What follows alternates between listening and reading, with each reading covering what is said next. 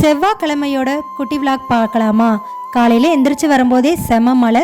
இந்த மலைக்கு சூடாக இஞ்சி டீ போட்டுட்டு நேத்தாய பணியார மாவு மீதம் இருந்தது, அதில் பணியாரமும் சுட்டு காலம்பர டிஃபனை முடிச்சாச்சு. மீஷோவில் ஏப்ரான் ஆர்டர் போட்டிருந்தேன்.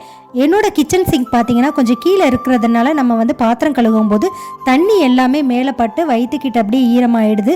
ஸோ அதுக்காக ஏப்ரான் வாங்கணும்னு முடிவு பண்ணியிருந்தேன். அதை ஆர்டர் போட்டு வந்துருச்சு.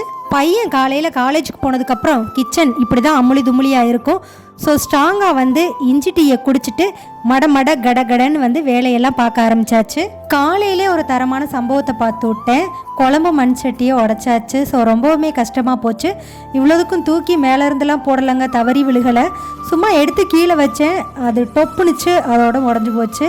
ஸோ ரொம்பவுமே கஷ்டமாக போச்சு.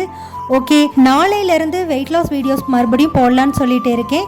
என்னோடய 100 days வெயிட் லாஸ் சேலஞ்சில் டே 29 வரைக்கும் வீடியோ போஸ்ட் பண்ணியிருக்கிறேன். பார்க்காதவங்க செக் பண்ணி பாருங்கள்.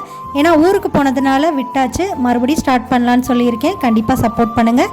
நெக்ஸ்ட் வீடியோவில் மீட் பண்ணலாம். பாய்.